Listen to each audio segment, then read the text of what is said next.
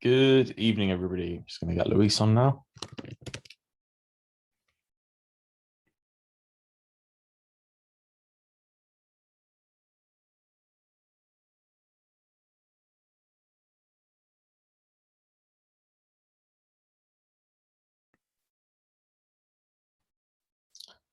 And Luis is here, which means Hello, hello. I'm ready to go. Let's get started. And hello, Adiemi. How are you? Let's get started with Kaval. Kaval, how are you doing?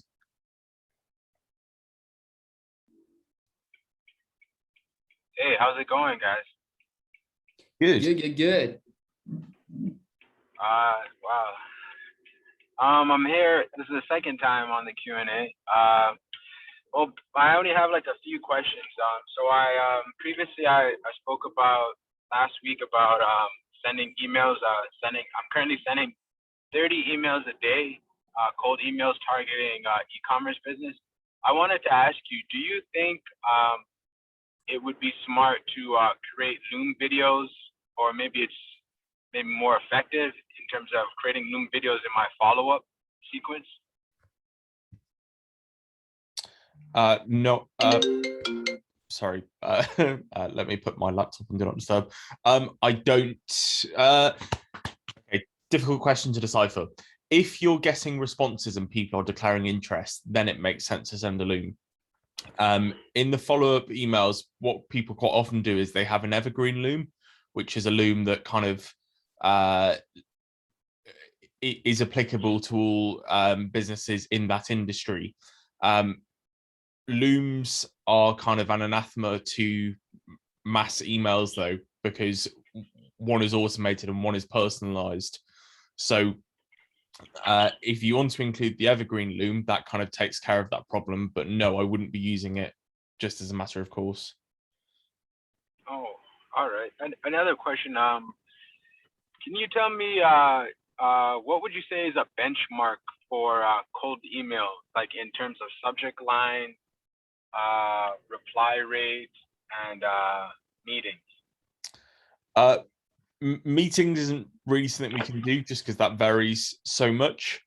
In terms of benchmarks for like open rates, etc., let me have a look now. Just looking at a couple of our campaigns.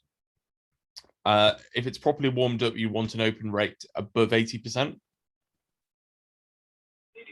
okay. And reply rate? Reply rate between 10 and 20% is probably what you're going to look at. Oh, okay. I got a lot more improvement to do. I'm at 68%. Okay. Get working on the subject lines then. Yeah, I gotta work on it. All right. My last question is, I know that everybody, well, I'm gonna say maybe 95% of social media marketers offer Facebook ads.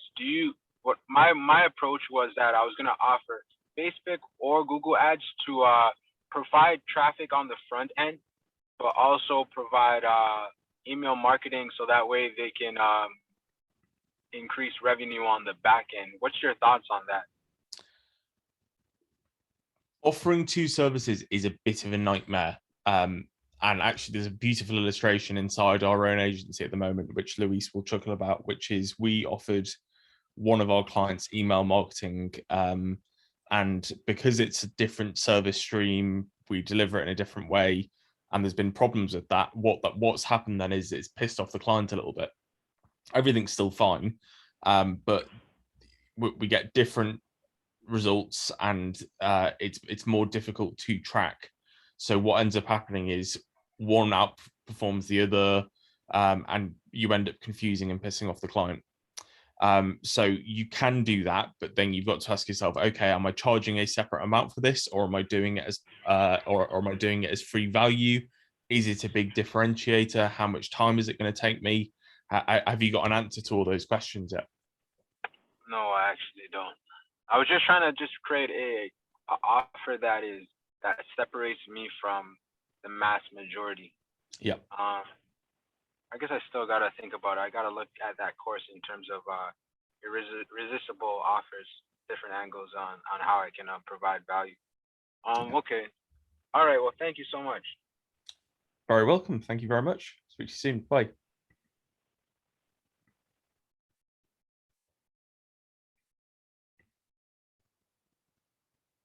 Nitin, how are you doing? Hey, how are you doing? So, my question is that I have picked the e-com clothing niche, and I'm doing the audit for them for the stores. So, I want to ask that what should I include in the audit? Like, what are the main things, and what should I keep in mind while doing that?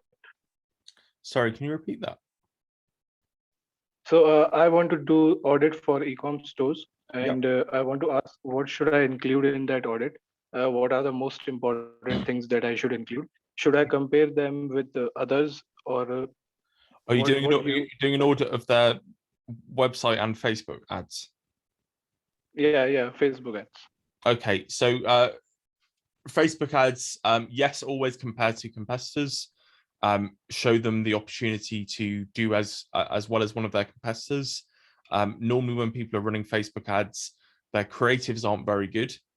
Their offers aren't very good. The landing page, and that's not necessarily how optimized the landing page is. It's the offer that they're sending to people to isn't very good. There aren't enough variations, and the copy isn't very good. So you can point holes in most people's adverts on that basis. Okay, great. So one more question here. For in terms of like to get a picture of the brand, like how big is the brand? Should I look at their following, or should I look at their traffic, like website traffic? Look at both. You're going to get a general indication on Instagram how many followers they've got, but then you can go to something like SimilarWeb, which, if they're big enough, will show you their traffic. Okay, great. So one more question here, last question. When is the outreach script section coming out? That will be coming out after service delivery, so within the next few weeks. But I don't know. One more thing. I have prepared an audit. Can I send it to you so you can just suggest me something that I need to change? Please do. Maybe take a look at it. Yeah, if you want to Okay, send thanks a lot. it, so yeah, send it to my email. Perfect. Okay, thanks a lot. Love that. Bye.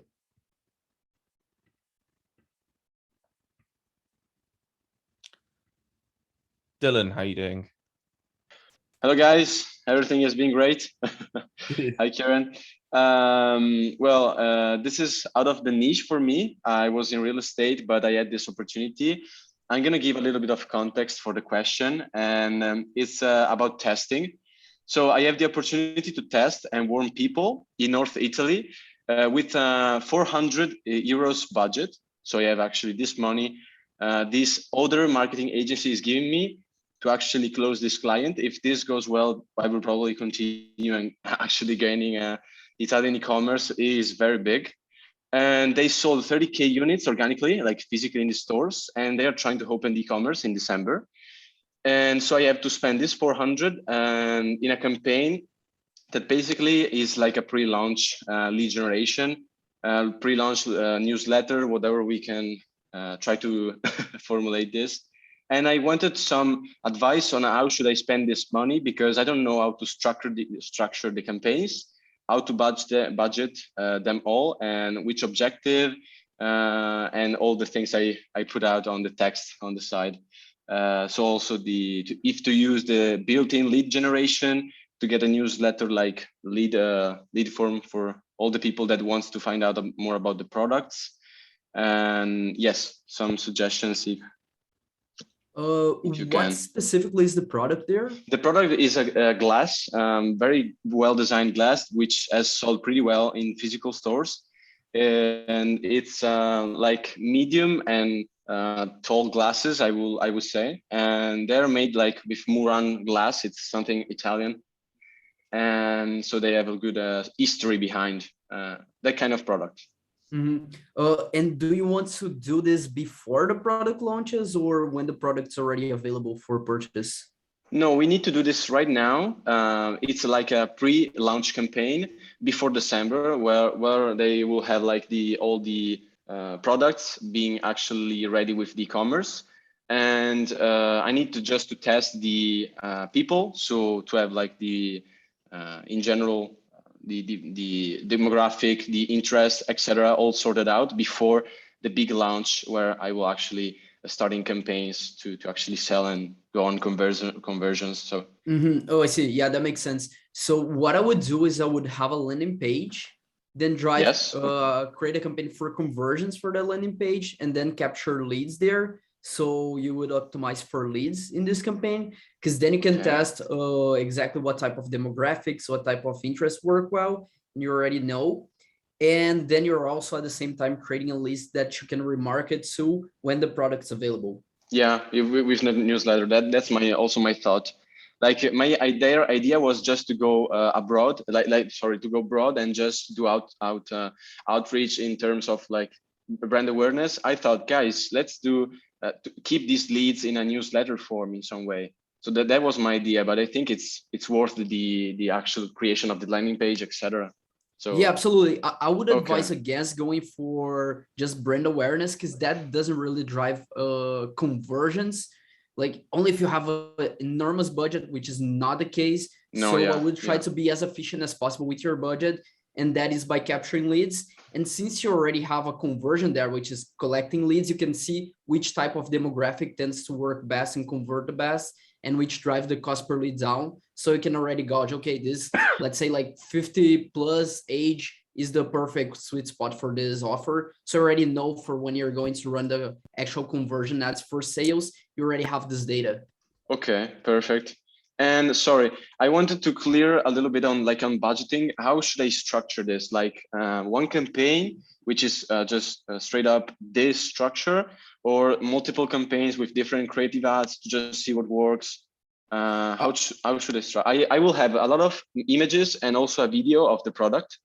And so I will have different angles to actually market it. Also maybe copywriting in different angles. So what's your suggestion?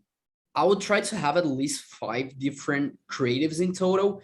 Most of them I would suggest being videos, because whenever we tested, it outperforms images by far usually. So have like at least one image, but mostly videos, at least 3 videos. And then you can have like a different format, like a carousel or any sort of different format just to test. So I would suggest like 3 videos, 1 carousel, and 1 image ad.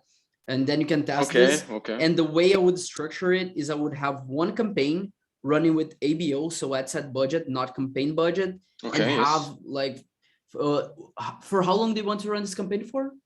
They want to run this for like straight up all November. And so I need to work this for 30 days on this, and probably it's going to launch, the 1st of November around the time. And we're going until December, the first days. Yeah, so you have around like $13 per day to spend, right? So if you divide 400 by 30, that's around 13. So what I would do is I would have like just 1 ad set broad, let just Facebook decides who is the best audience. And then on the breakdowns, you can see it.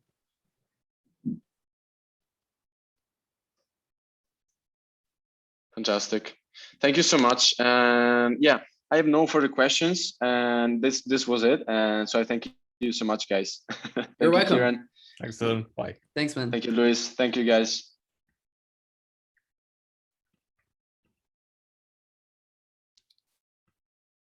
Mark, how are you doing? Good. How are you guys doing? Can you hear me okay? Yeah. Yep.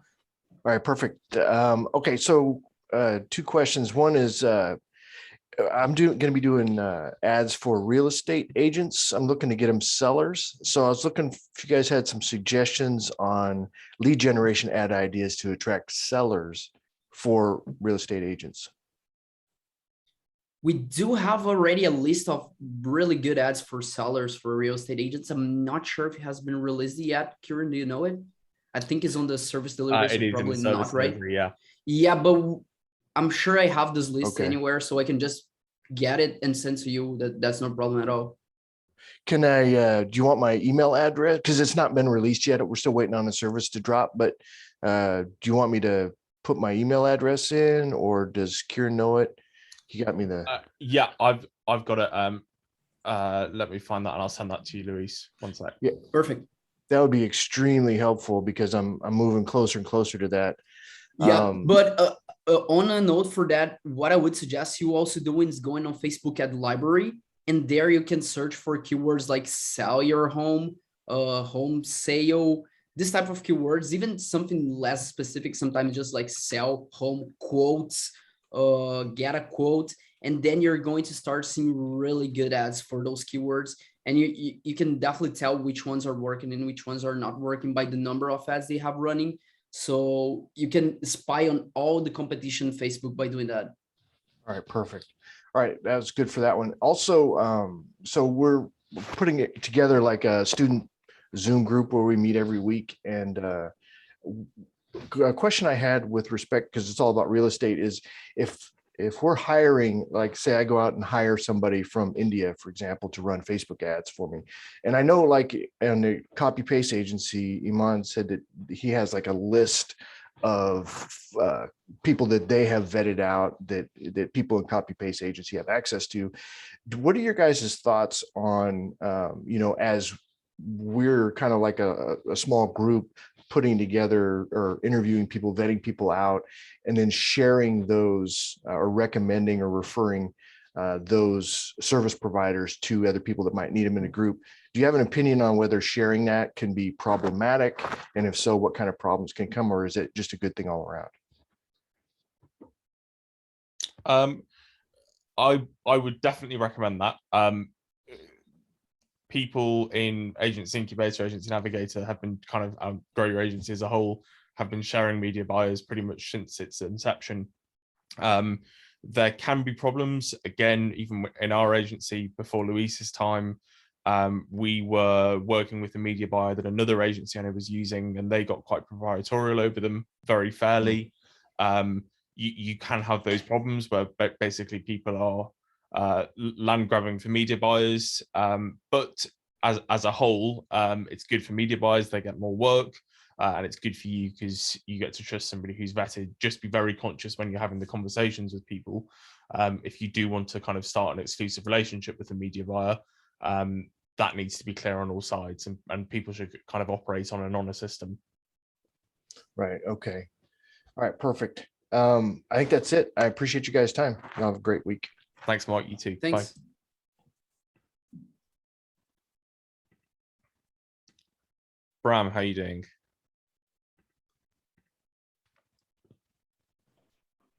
Hello, can you hear me? Yes. Yes. Thank you so much for having me on this Q&A call. I just have a question because I'm just starting out. I'm not very far into, but I'm building on my agency now, and I chose for now the health and fitness sector as a niche because that's the niche I have like the most connection with and most interest in.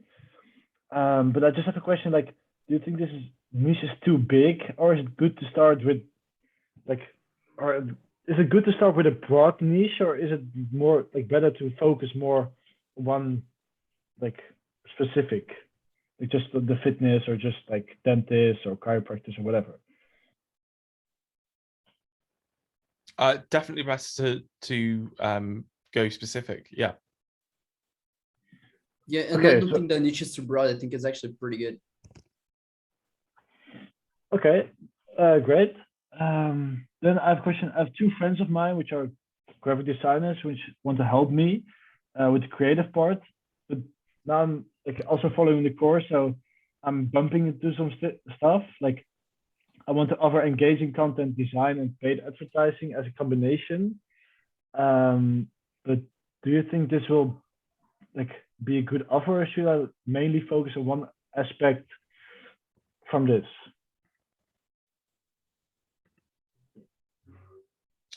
So sorry, Bram, I'm struggling to hear you there. Can you repeat that? So what I'm planning to do is to offer content creation, design, and paid advertising. Or do you think it's better to just like focus or like promote myself only from one aspect. Got it. Okay. As we were discussing previously, both when it comes to actually servicing clients and in terms of pitching clients as well, it always makes sense just to do one thing.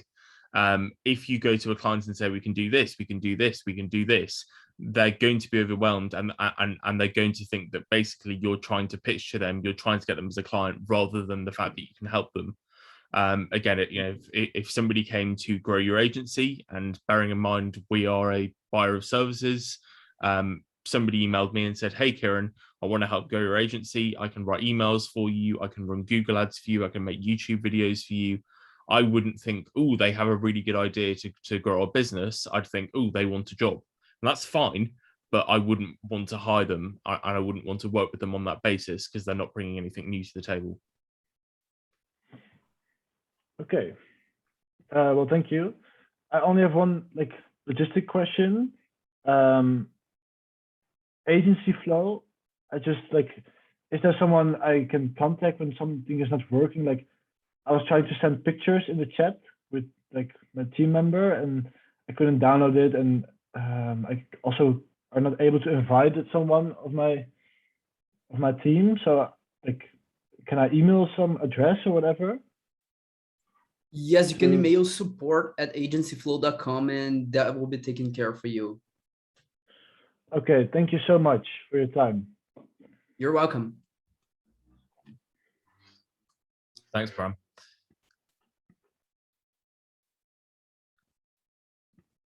Josh, how are you? Hey, can you guys hear me all good? Yes, we can. Awesome. So I'm a creative. I'm a brand designer and I have one signature service, and it's been very, very successful in providing predictable results. And so just for some info, new brand identity and everything designed for experts and coaches with maybe an info product or a new type of webinar funnel, etc., etc. And I've got a few really big names under my belt now and loads of case studies, examples. However, all of these clients came through sort of trickling through organically just from my Instagram and Facebook and stuff. But I'm at a point now where things are starting to slow down and it's not enough to scale. So would my best, I guess not would, what's my best option to leverage all those results and case studies and names of clients to sort of take this further? Okay. In terms of leveraging those case studies and results, there are a number of ways you can do that. You could either do a VSL like we have on the IG Media website, or you can have it more in 2 or 3 presentation styles on a website, as say a web design agency would, where people can look through your previous work. In terms of actually getting more leads, if you think you've exhausted all of your inbound stuff, you can either grow what you've already got at the moment, which would be to grow your personal brand and keep getting people in that way, or you go on the outbound basis. So you do more traditional outreach.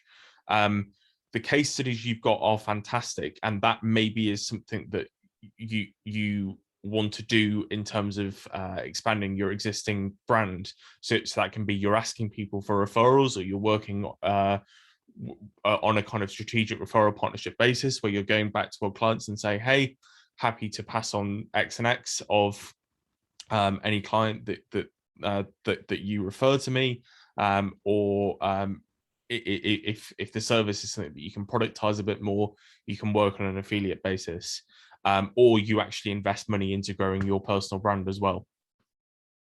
Got you. Yeah, the thing with my personal brand that I found at the moment is my primary place was Instagram, and this year it's just completely dried up. So I found it hard to adapt, and now I'm in a place where I'm thinking, is there a more efficient strategy that I can use? For example, is there some ad campaign, like you were saying, a VSL, that I can run against my case studies?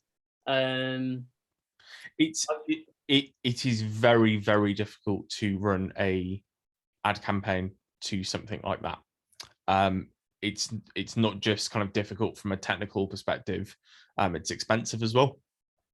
So that's why for kind of most agency owners, we recommend investing more into kind of into traditional outreach. And then when you have the clients and you have the cash flow to support something like this, you then switch to that system. Perfect, cool. On the outreach, I feel a Loom would be best for me personally, because I can look at their branding right now and then display some of the examples I've done, maybe people in similar niches. Do you think that Loom could be good from a branding, creative sort of agency side of it? 100%. Yeah. Yeah. Awesome. And I could just a final thing about Looms. I've watched through all of module 4 in the course, and I'm because I was watching just 2 modules on a sort of 2-week trial thing. I don't think it says anything about Loom videos in any of the modules. Am I wrong? Or if not, what are a couple of tips for structure to those Looms?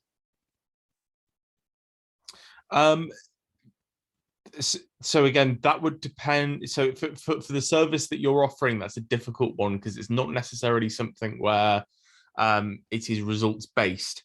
You can obviously draw comparisons to competitors or other people in the industry, and you possibly have to demonstrate how they've benefited from it. That's broadly the basis of a Loom. The example I give about a Loom all the time is it's a bit like watching a skateboarding duck, in that if a duck goes past you on a skateboard and it falls off and then gets back on it, you don't think to yourself, oh, that duck's not very good at skateboarding. You think, wow, that's a duck who's skateboarding. And a Loom is similar to that. It's not like it's not that the content has to be fantastic. It's the fact that it's a surprise to a client that you've used this software, that most people haven't heard of Loom, that you're illustrating their website, and you're illustrating a competitor's website. That looks much more personalized than just email outreach. So don't worry too much about the content of the Loom, as long as you're, I'm hearing you speak now, you're very well spoken, you know what you're talking about. Don't worry too much about tips and tricks in it. Just get that out to them. Okay, perfect. Yeah, I feel very strongly that with some of the names of my clients and just the process in general, that it will come across very strongly, and then leveraging my personality, a Loom is a cool way to do that as opposed to text. So yeah, thank you so much. I appreciate the help. Lovely. Thanks, Josh. Bye.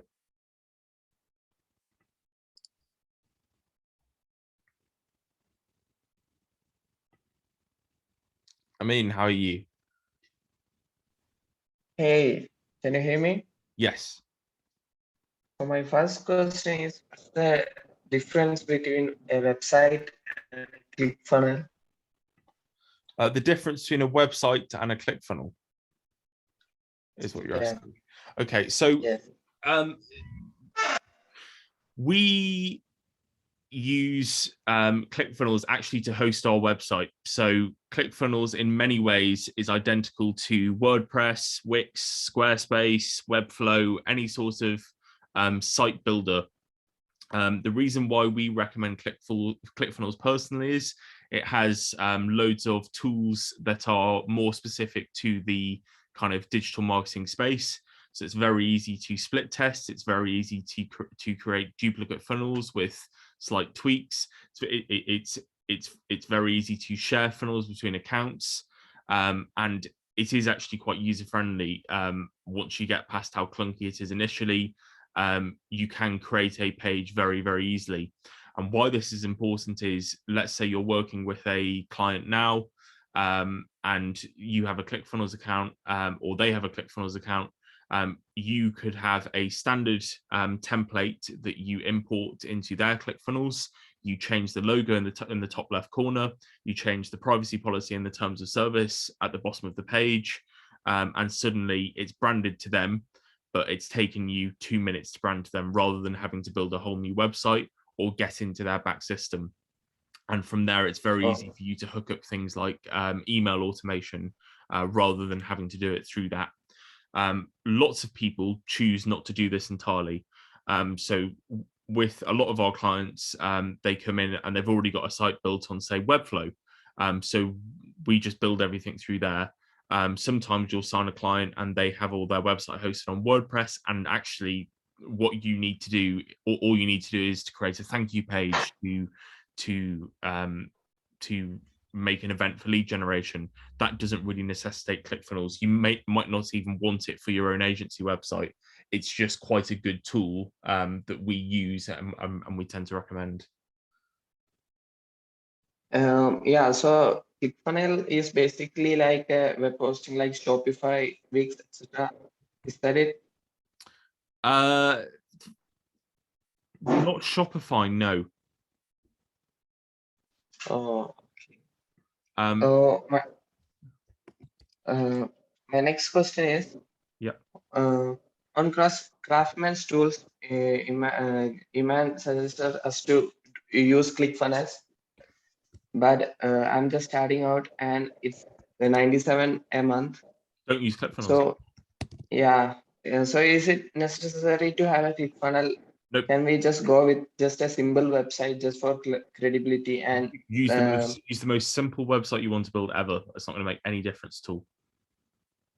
Yeah, so can I just use ClickFunnels after I make or I sign like a client, or when I make 1K a month? Exactly. Okay. Is there any training on building that simple website in this program?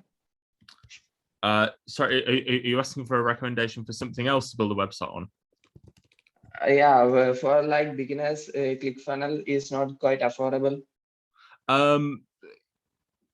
My personal preference is Wix, which Luis will laugh at. I think Wix is incredibly user-friendly, quite cheap, and you actually pay for hosting directly on that.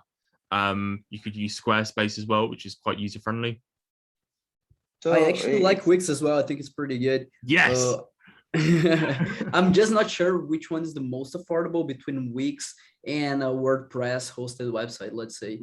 But maybe Wix is more affordable, actually. Just have to compare the prices. But for sure, the most affordable would be like Wix and having a WordPress website hosted at like, probably not SiteGround, but maybe Bluehost.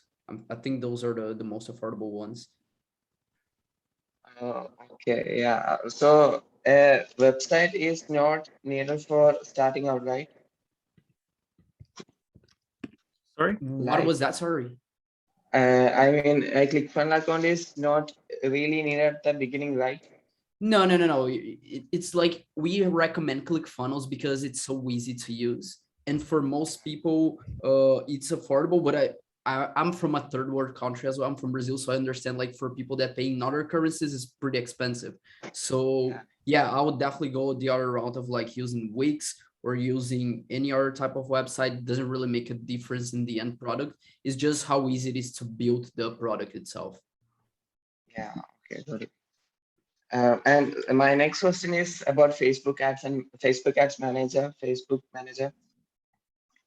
Mm-hmm. On Craftsman's tool, he suggests us to make an account on that module. And I created an account, but I'm so confused. What's Facebook Manager? What's Facebook Business Suite? And he suggests to create 3 ad account, but I could only go with 1. I don't know what. So is there any in-depth training in this program? Don't worry about making multiple ad accounts now. You actually have to spend a minimum amount on one, but we normally recommend that you do that out of an abundance of caution rather than that being a necessity. So just create a single ad account for now. Yeah. So is there any in-depth training about Facebook ads in this service delivery module? Yes, that will be coming in the service delivery module. Oh yeah. Okay, so next is not a question, it's actually a suggestion. So, are you there? Yes. So I'm asking why not bring a certificate program for this Grow Your Agency, because Grow Your Agency have a pretty good name in this digital marketing space. So when we outreach through LinkedIn, and when our client sees our Grow Your Agency certificate, it will bring more credibility to us. So That's a pretty good point as well, actually. Yeah. yeah, and if they have previously worked with any of any agency with Grow Agency, they would know that quality of GYA. It's a very, very nice idea. I can tell you now, if I pitched that to a man tomorrow, if he weren't separated by an ocean from me, he'd punch me in the face, because he hates any certificates and things like that. But in theory, it's a good idea. I like it. Thank you. Yeah, thanks. Is there a possibility for it? Can you talk about Imran? Can you talk? I will ask him about it.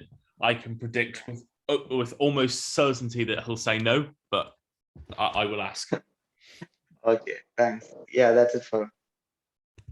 Thank you. Thanks, man. Perfect. Thank you very much. I feel like I'm portraying a man badly. He's never actually struck me. I mean, you've never actually met him, man, personally, have you? But no, I haven't. He's actually. Well, I say that when we were boxing, we did hit each other, but he's not a violent person otherwise. Alice, how are you?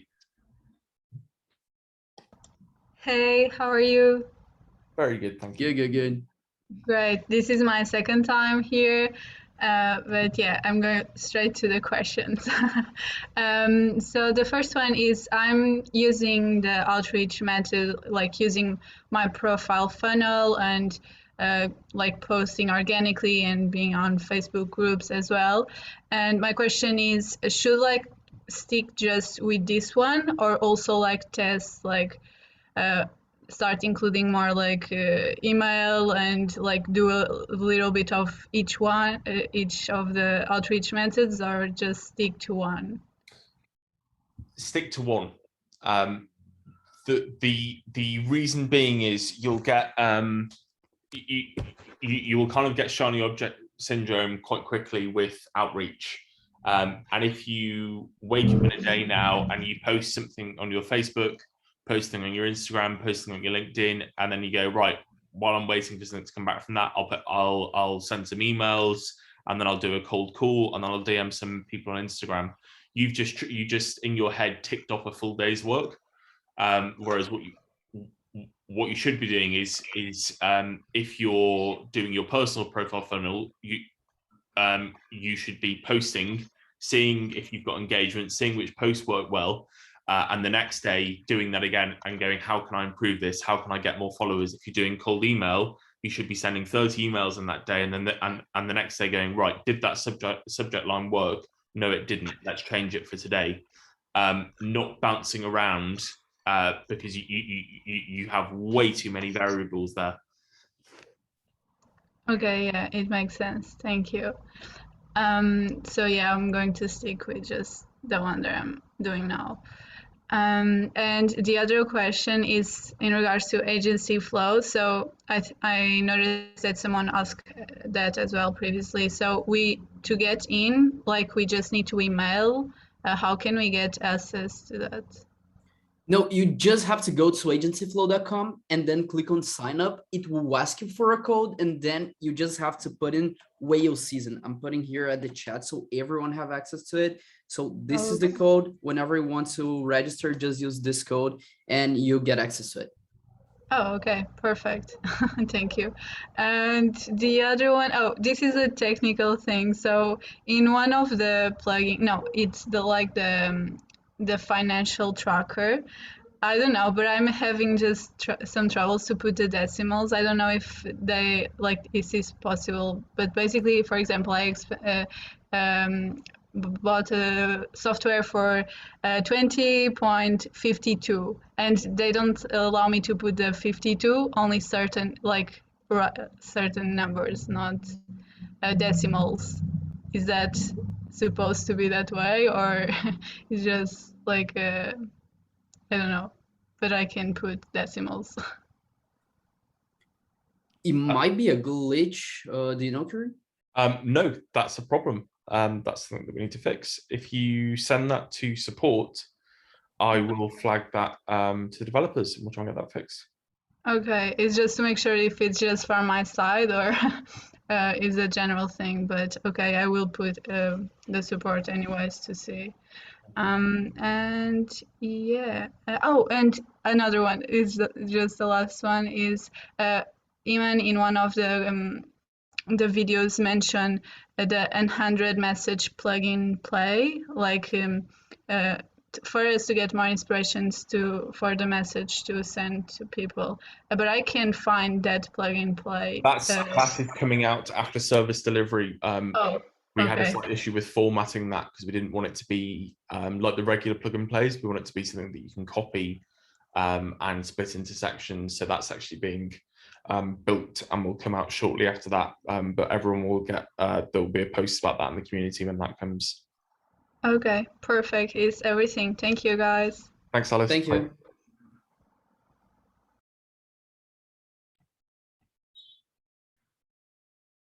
Baberies, how are you doing? Hi, hello guys. So I've just like kind of started out working on just setting everything up before I start outreaching to clients. And I don't know if it was in one of the modules, but I'm trying to use Lemlist.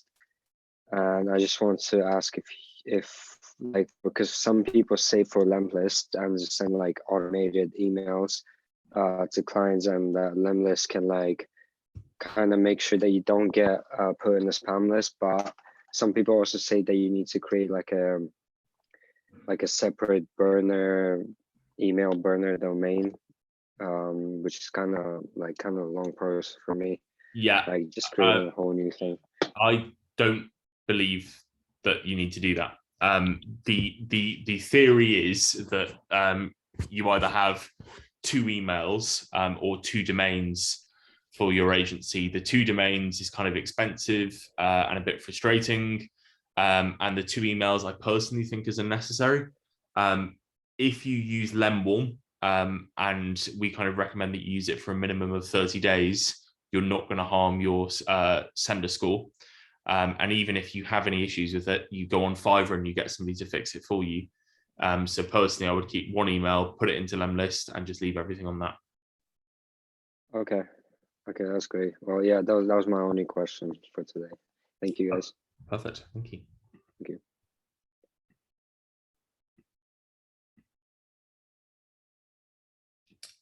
Arta, how are you? Hi guys, can you hear me? Yes. Awesome. Super nice to meet you, Kieran and Luis. So most of my questions were already answered actually. But I wanted to ask, so while the service delivery model has not come out yet, should I start outreach already and like give a brief description of my service to try to close appointments at least? 100%. 100%. If you sign a client and the service delivery module hasn't been released yet, send me an email and I will sit down with you for 2 hours and teach you everything you need to know about Facebook advertising until you're the best one in the world. And when I say I mean Luis, because I'm not very good at Facebook advertising. Don't let it hold you back. Go for it. Awesome. Thank you so much. I really appreciate it. Because I'm going to be focusing on real estate, and I'm probably going to be doing lead generation. And I'm in New York, so I got a bunch of leads already. And I think people here are like really willing to spend money. So if I start outreaching, the earlier, the better. And I think it's not going to be that hard to sign a client. So, and I actually have a class in my university, and we're doing cold calling for a class assignment right now. And I thought, why not just do it for myself, you know? So yeah, that's it. I'll start doing it myself. Amazing. That sounds like a horrific class to have to do. That's my worst nightmare. Yeah. But the funny thing is, we have to try to close appointments for them, and if they close a client, which they make like I don't know how many thousands of dollars, it's from Xerox, the printing company, we get a commission of $10. Well, that sounds like more like a university. You should definitely be doing it for yourself. They know how to keep us motivated. Yeah. Amazing. Well, best of luck Yeah. with that. And yeah, let me know if you do run into any problems, and we'll sort it. Awesome. Thank you so much.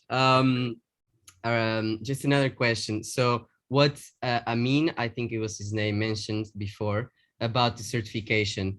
So when I was trying to justify buying this course to other people, they always ask like, oh, do you at least get a certification? Because I'm about to finish my bachelor and we are like heavy on LinkedIn right now.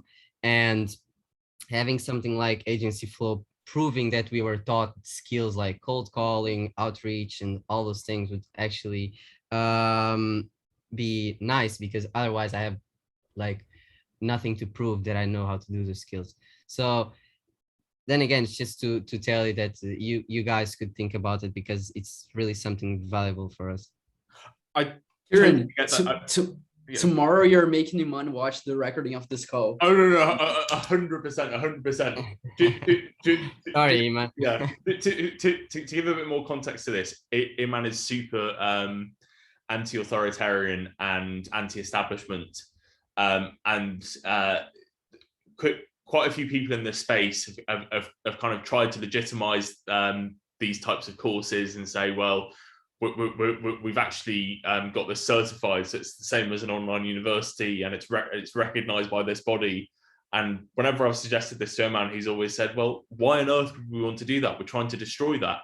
And I understand where he's coming from, but then I understand where you're coming from as well. But Luis and I will faithfully report this back to him tomorrow. Awesome. Thank you. Thank you guys for the help. And if I close the clients, I'll call you, Kieran. Perfect. I look forward to it. Awesome. Bye. Thanks. Ciao, ciao. Bye.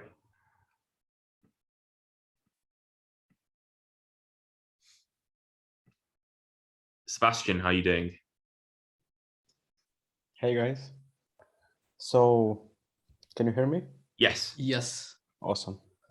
So basically, last week we talked about my niche, which is car dealership, and I was thinking if you have what do you think would be the best strategy to go on this, to do lead generation for car dealerships?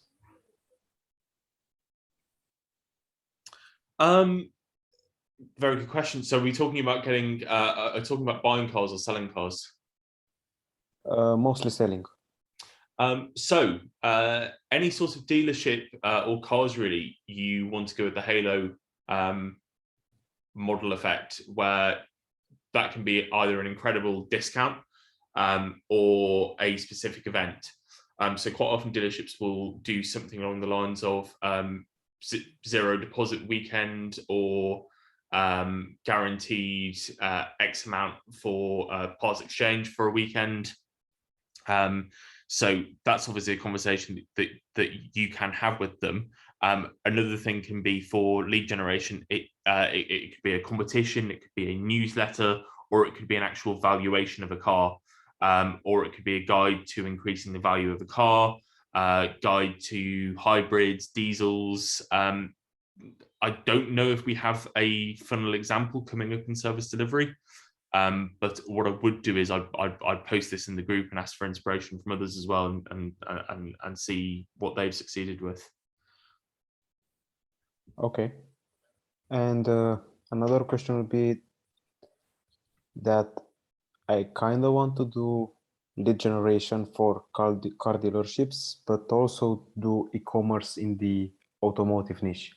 Like there are a lot of e-commerce stores that sell car parts and car supplies and stuff like that are really high ticket. Yep. And I was thinking if I could do both or just go on one. I would do the latter. Right. You're talking to someone who adores cars as well, and I think this is a really untapped niche. to give you an example, when I had my last car, I bought an engine tuning chip for it. Yep. I'm sure you know all about that. It increased the horsepower, it increased the torque. Yep. It cost me a fortune a year later when my gearbox broke, but in that year's time, I got so much fun out of it, and I think it was about £250. I always thought that would be an absolutely fantastic client, because the automotive niche is actually, automotive enthusiasts is a much bigger community than most people realize, and it's actually really, really badly serviced, because most people in marketing kind of defer to dealerships when they want to work with cars. They don't think about the accessories and actually the high ticket stuff surrounding it. So you have things like exhausts, you have tuning, you have cleaning, valeting accessories, you have performance, and then you have kind of all the motorsport ancillary stuff as well. It's a really, really fantastic niche to work in, and it's quite easy in terms of targeting as well. So that's, if I were an agency owner, I'd either do health or automotive ecom. All right, that was really good advice on this one. Perfect. Yeah, and also one more question. What do you think would be the best outreach method for this kind of clients? Like, and I know that last girl on this Q&A asked about the outreach method, and you said that we should focus on just one. Yes, the outreach method I would recommend 29 times out of 30 would be email and email automation as well. If you know something about cars and you know something about these industries, I'd maybe go for highly personalized emails and still use Lemlist, but just include a Loom or more personalization inside each email, and just stick to that. Work on getting your open rates up and your reply rates up, and have a really, really solid sequence of emails. Right, and in Lemlist, I can include like Looms, like literally in the You email? can, yes. Okay. So on Lemlist, you don't just have to put 100 emails in and do like an email blast. You can put 10 emails in and change each one, but then just automate the follow-up sequence. That's another thing it's really good for. Okay. And the follow-up sequence should be similar to the one in the course? Yes. Okay. That would be all. Thank you so much for the value. Lovely. Best of luck, and keep me updated on that one. I have a personal interest in it. Sure. Thank you. Thanks for the question.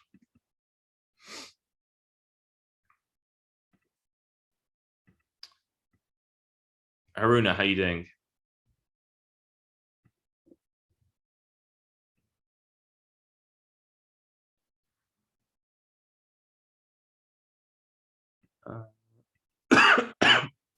Haruna, can you unmute yourself?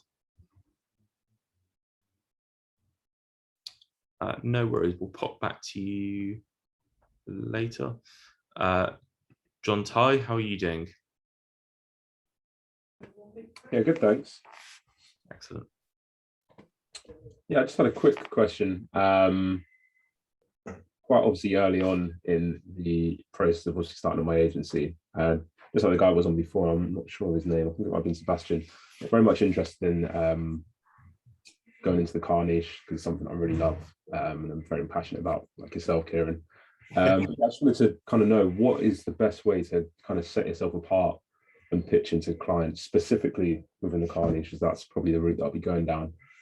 So yeah, what's the best way to set yourself apart and pitching, and obviously looking to close deals with this specific type of client? There's two things really. There's the actual offer and the proposition that you put to the client, which can be informed by what you want to do for them, the services that you can provide, and the price that you can give it at.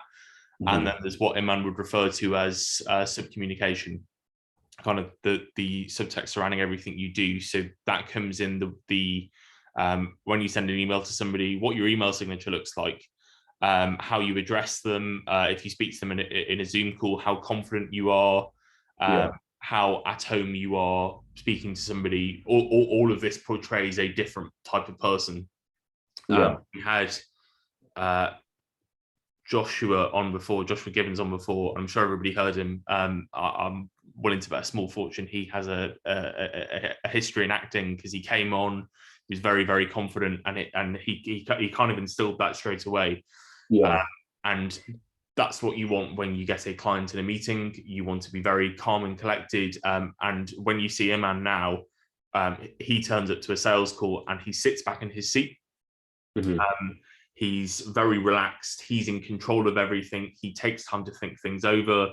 The client asks a question. The client says, "Oh, and would you be able to do email marketing as well? Or that price is a little high for us." And Iman's not phased. He just takes a second to think, and he controls the entire meeting. So that's what he kind of means by that.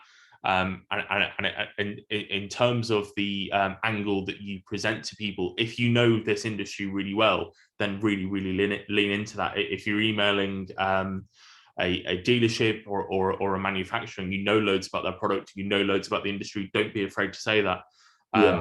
We've got an example of outreach coming up in that in the big 100 outreach examples list. We've got an example of emailing a watch dealer and emailing them and saying, "Hey, I'm a little annoyed at you guys because after 2 weeks you've still got this watch up on your homepage, and I'm spending hours looking at it trying to convince myself that I don't need it." Something and you name drop the specific watch, and it becomes a much more friendly relationship where you've also kind of established your credibility in the industry. You're going to be able to do this if you know about cars and you know about the industry. So yeah, 2 things you can work on. So it's a case of ensuring that your service is something that they'll benefit from. The price is obviously right for the client as well. And lastly, just being confident in what you can bring, really, and confident as a person. Yeah. Okay, perfect. Great stuff for you. That's it from me. Thank you very much for your time, and thank you very much for taking my question as well. Perfect. Thank you very much.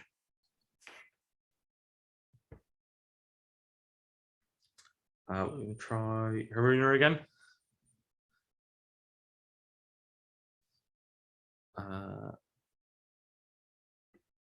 No, look, no worries. Next up, go for Joey. Joey, how are you? Hey guys, how are you doing? Good. All right, cool. I just got a little question. So I already had an agency for like 2 years, but while everything was happening from iOS 14 and stuff, I actually stopped charging the performance fee. So it's e-commerce clients, by the way. So I stopped charging the performance fee because of the hard time we had with measuring what we were actually responsible for. So I'm basically just wondering how you guys do it right now, because you clearly still charge performance fees. So yeah, I'm like wondering how you guys would like now measure your performance fee, calculate it actually. Yeah, we usually, in terms of tracking, when it comes to e-commerce, most of the times the e-commerce use Shopify. So what we do is we have UTM tracking setup, and then inside Shopify, you can clearly see which campaigns are actually bringing the sales. So you have the marketing report inside Shopify. So you have all this information there. Although this is still not 100% accurate, you're always going to be under-reporting. So that's actually good for the client. Like if you charge a performance fee, you have the information there, you know that's around 70 to 80% maybe of the real number. So you're actually undercharging him. So he's making actually more than you're seeing there. So it's good for them, and you're still charging, and you just have to deal with it, because you cannot say, "Oh, I brought you this much," if you cannot prove it through proper statistics and proper numbers. So what we do is we just charge what appears there on the Shopify marketing report, and we make sure we always use the UTMs, and they are set up as on the best way as possible, so we don't lose any tracking. But there's not much a way around it still. you will never have a complete picture as we used to have before, and this is getting harder and harder. But the way around is just using UTMs. This is the best way, and also using third-party tracking softwares like analytics. This is the go-to one, standard one that you should have, but you can also test different ones. We have tested Hyros, we are testing RedTrack, we're also testing Lead Tracker, which is a Brazilian one, and we are seeing which one brings the best results. But I can tell you that you're never going to get like 100% tracking. You can probably get close to 80. That's good enough. But yeah, that's what we're currently doing. All right, clear. So yeah, right now I'm also using like the UTM features and the reports in Shopify. Would you consider the Shopify report with the UTM text then the better choice to use to charge it? Or let's say Facebook attributes more sales to Facebook than the UTM text, but because sometimes that's even the case at my end. Yeah, it's a bit of a choice. Then yeah, I would pick the highest one, of course, but yeah, you have to consider, because sometimes Facebook is right, but whenever you have a lot of organic traffic, Facebook tends to over-report. So sometimes I'm not really comfortable saying that the number you're seeing on Facebook is actually the right one, because I know they tend to like steal sales from other traffic sources. So I always like to see the UTM ones. But if you're only running traffic from Facebook, let's say in the store don't have any organic traffic or any other source of traffic, and all the traffic is coming from paid ads from Facebook, and then you're seeing a higher number on Facebook than you are on Shopify, then 100% you can use Facebook instead of Shopify. All right, cool. Okay, so basically you're not like looking, I thought you guys maybe start looking at like revenue minus ad spend, so revenue from Shopify minus ad spend, but of course that wouldn't really make sense, I guess. Yeah, that makes sense if the only traffic source is Facebook paid traffic, but in most cases we have different traffic sources, so you cannot really do that because you're not sure what's the contribution split for each traffic source. Yeah, all right, cool. No, it makes sense, thanks. That was my only question right now. So thank you. Perfect, thanks, man. Luis, thanks, bye. Thank you very much.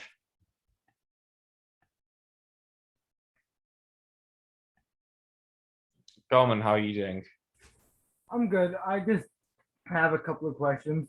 I'm in the chiropractic niche. So my question to you is, how should I go about like qualifying leads for a client? Because I identified one of the problems like in that niche is like, because it's kind of like it takes a long time to get that expertise plus like startup costs. It's kind of hard to scale that sort of business. So like they're trying to get more money out of like one client. So if I'm going to be doing lead gen, how do I go about getting them the best results?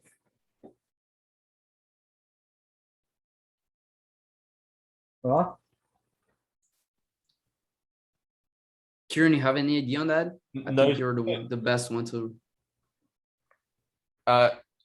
So just to clarify, Garmin, you're talking about lead getting best results for clients for lead gen, and what was the problem? Basically qualifying clients, because what they like, I identified the problem was like because it's like I'm doing local businesses, so it's not really scaled to a really large scale. So they don't have like a lot of resources or a lot of people they could, you know, put like their clients with.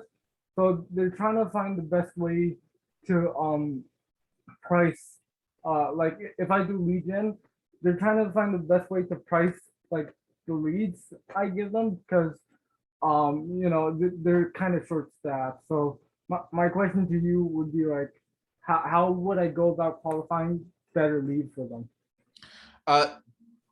That's so qualification of leads is easy. You can either do it on the native lead gen on Facebook, right, or via the website. It really depends how granular they want to be, and how much friction they want to cause as well. Right. It all depends via industry.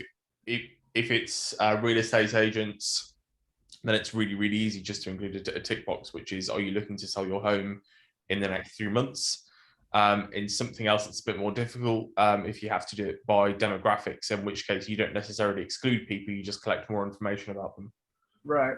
And second question, so what would be the like I know this program is based off of starting agencies, like using retainers and stuff, but what would you guys actually like recommend me do that within this niche, or should I do pay-per-lead? Loads of people do pay-per-lead. I'm personally not a huge fan of it, just because it is a tracking nightmare. Okay. But absolutely feel free to if you want to. Okay. I think that's all for me. Thanks, guys. Perfect. Thanks, Colin. Thanks.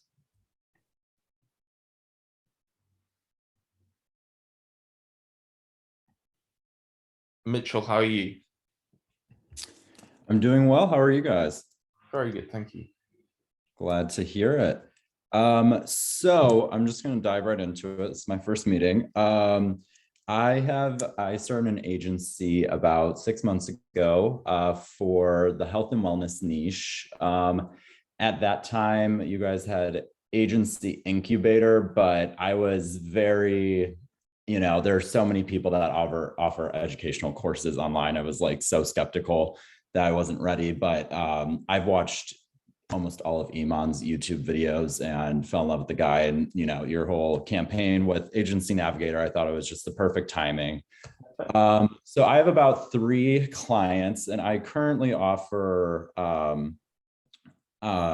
social media management and content creation for these clients. And as Iman stated in a video, which I should have listened to from the beginning, it's hard to pitch to a client, high monthly retainer for social media management. So I'm looking to kind of transition into Facebook advertising and transitioning my agency into mainly just that for clients, and focusing more specifically on med spas, which are just like blowing up in the US. For me though, I joined Agency Navigator for kind of the module on Facebook advertising. I know the very, very basics of Facebook advertising, but I would love to get more detailed, more hands-on and kind of become a master of it, and then get to the point where I freelance out the work. But obviously being, the manager of it, I want to know what my freelancer is doing, if you will. So I don't believe, is the modules created yet for the for Facebook advertising, kind of going through all those details? Phase 6 is divided into 4 sections, and section 1 out of phase 6 will be live on Wednesday next week, and that will be on the platform. And from there, the rest will be drip fed within the next 2 weeks. Awesome. And then that should have more information on. Yes. Yes. It has taken a long time. But actually on the, so we had a team meeting today, and we were talking about copy paste agency, which is kind of the second tier of the program. Yeah. And we were talking about what should be included in the next generation. And Danny, the CMO at IG Media, kind of said in his exasperated little voice, I don't know what more we can include, because we've included so much service delivery wise in Agency Navigator, which obviously that's part of the reason why it's taking so long to film and upload. But I'm very confident that you will get a lot out of that, and you'll get to a high level quite quickly with it. Awesome. Well, that is great news. I'm so glad to hear that. Thank you so much. And I am looking forward to our next meeting. Fantastic. Look forward to that. Thanks, Mitchell. Thank you. Bye.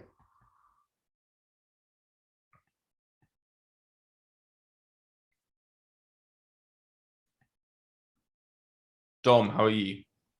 Hey guys, I'm good. How are you? Can you hear me okay? Yes. Good stuff. I've got a real quick question about niche, just pertaining to the selection of a niche mainly.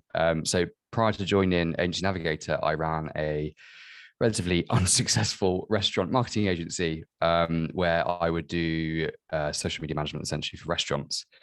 Obviously, Iman is pretty opposed to working with restaurants, and I just really wondered why. Dom, you emailed support, didn't you? I did, yes. My emails to you have been bouncing. Oh, really? Aha, okay. Yes. Could I get the answer now, or should I try and fix No. Absolutely. I'd actually said, can you book in a call with me in those emails? Restaurants are difficult. There's no way to sugarcoat that. I wouldn't describe this person as an agency owner, but one of my very, very close friends is basically doing the same thing. She's doing social media management for restaurants at the moment. She's calling herself an agency owner. She's basically doing it as a freelancer. And as I'm sure you well know, you're not only dealing with very busy people, but chefs with egos who know exactly what the vision of their restaurant is. They're very pernickety. And then you get to the complication of social media management, which is endless revisions, people who think they know better than you, and something that's really quite time consuming. That's social media management and working with restaurants. In terms of lead gen with restaurants, that's definitely still possible, but it's all predicated on an offer basis. So when you're doing that, you're basically doing 2-for-1 offers or free coffees and things like that. There's nothing to say that doesn't work, but where marketing restaurants works best is organically on social media, in which case you're either having an overworked freelancer doing it or somebody in-house, or it's with PR, and it's getting them into publications and it's creating a buzz around them, getting critics in. Paid traffic, the best thing it can do is offers, and loads of restaurants just don't want to do that. Loads of restaurants don't want to debase themselves like that. So it's quite difficult to make that work with the type of restaurants that you personally would want to work with. As always, there are exceptions to this. And you could work hand in hand with a restaurant who maybe doesn't want to run a free coffee or something like that offer, or a set menu, but what they want to do is they want to put paid spend to generate a buzz around something. So they just want to promote their Instagram. They want to drive traffic to a blog or something like that. All of this is possible. It's just a very, very difficult niche to work in. Okay, fine. So switch niche then. Yeah, I think so. It's a bitter pill to swallow, but I think I'm going to have to. Thank you guys so much. I really appreciate all this. It's amazing value. Thank you. Thanks, Tom. Bye.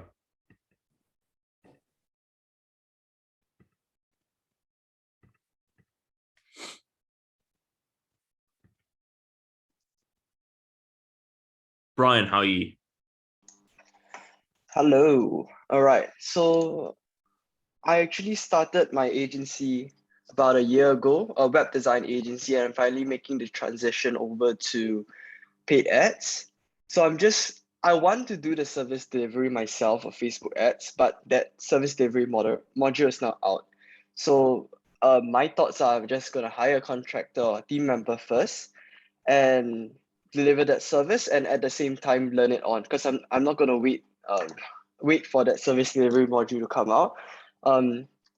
My question would be, for hiring a team member itself, what questions should you be looking to ask, and what should you look out for? Because do you just look at their ad spend and just see okay, what's their ROAS multiple, and then just go off that? Because I'm pretty new to Facebook ads itself. Very, very, very good question. The one that I always advise on this is find 3 media buyers and ask all 3 of them the same question. Ask all 3 of them, for example, how much have you spent? Do you have any good case studies? And we're looking to start working with this client. What strategy would you advise for them? What you're not doing is you're not looking for the kind of golden ticket answer there. You're looking to compare them all against each other. So if you ask the exact same questions and one person says, well, I've spent $1 million, the other person says, I've only spent 10,000, the other person said, I've spent 100, that's fine. You've got information on them all. When it then comes to case studies, all of their ROAS will be different. You'll start to be able to test them against each other. And by the time it comes to the third question, you'll have a really, really good clue on them. One will be really enthusiastic. And basically at that point, you start pitting them against each other. It may be that one has spent the least, but they've been able to get really good results and they know your industry really well and they have a really good idea. One got great results, but you don't really get on with them very well personally.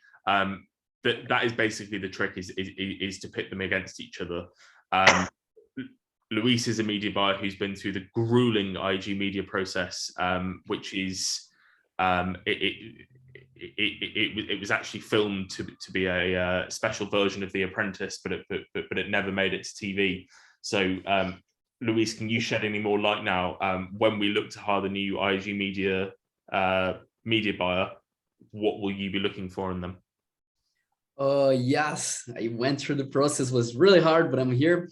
And what I would look at is not hard numbers. So I wouldn't say like, oh, let me see your campaigns. What's the ROAS that you got out of it? How much have you spent? Because this is really dependent on the business, on the offer that the media buyers is running. So it's not a clear, there's not a clear difference in performance between the media buyers, because a media buyer could be really good in getting 1.5 ROAS in an offer, and a shitty media buyer that doesn't even know what he's doing could be getting at 3.x or I don't know, like 5x ROAS on a really good offer that simply works well and everything that he does works.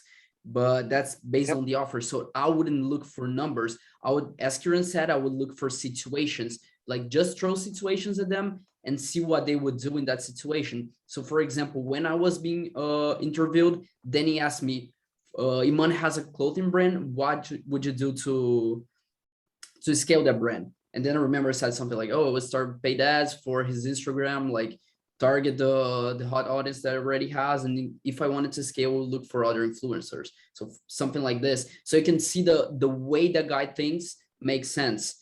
So you just have to put situations in front of them and see how they react to them. But also it's really important to know that they can learn a lot during the process. You can teach them, or they can watch the videos on the module here. And it's really important to see how hard they seem to work, because one of the most important things for a media buyer is to every day he goes there, he opens the ad account, he looks at the numbers, see what is good, see what's not, and change it.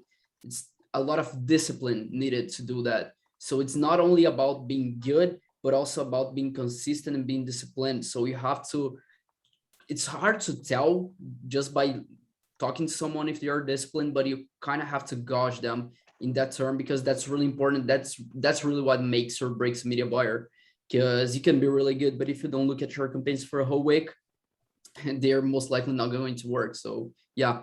And if you search on YouTube, go in Iman's YouTube channel, he actually has the video where I think he has recorded like the 3 interviews that we did together. So you can see all the questions that he asked me. Sure, got it. All right. So I'm just going to recap, just to like not look at hard numbers, throw situations at them and see whether they are consistent and something like a discipline. All right. Yeah, exactly. Of course, it's important to see like, okay, this guy invested 1 million, he must have experience, but it's not really clear if he's better than a guy that has spent like 100K. So yeah, you have to be careful with the numbers, throw situations at them and watch that video. That will give you a good light. Sure, I'll definitely do that. I have a few people lined up on Upwork. I don't know whether that's the best platform itself. But yeah, I have a few people that have spent like 100K-ish. So I basically just stack them in like back to back, so I can just interview like as much as possible and see what's out there. So I guess I'm going through with the same idea behind what you guys have said. All right, so the second question I have would be, for your discovery call itself, or like a 15-minute demo, since I mainly did web design, I wanted to I'm changing to paid ads. I don't really know how I'm going to be doing that discovery call, or I frame it as a 15-minute demo call, but I ask more of the questions about the business itself and do more of the digging phase, right? Sorry. Yep. Sorry, Brian, you're asking about the discovery call. Yes. You know the two call framework by Iman? I'm asking for the first call itself.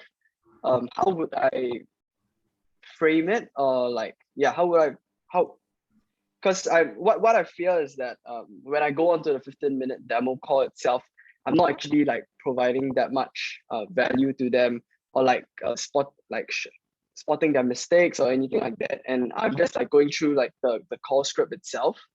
Because for web design itself, I do follow a similar format, but I can add in like different things like, hey, you're missing out this. Maybe you should change your homepage, the slider itself instead. Just make it into like a static image or something like that. But I can't do that because I'm not that experienced in Facebook ads right now. Definitely will be in future, but not right now. So I'm just afraid of that because I've said like so that's fine. It's very unlikely that you're going to get a difficult question or be unable to advise somebody.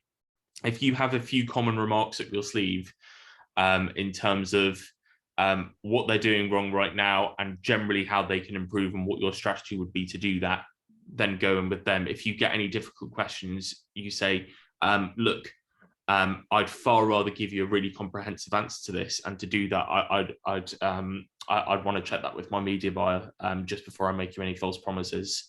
So I will get back to you on that one. Got it. All right. Thank you. I think that answered the question itself. Yeah, that's it. Thank you, guys. Thanks, Brian. Thanks, man. After that marathon, we've now come to the conclusion of this week's call. Thank you very much, Luis.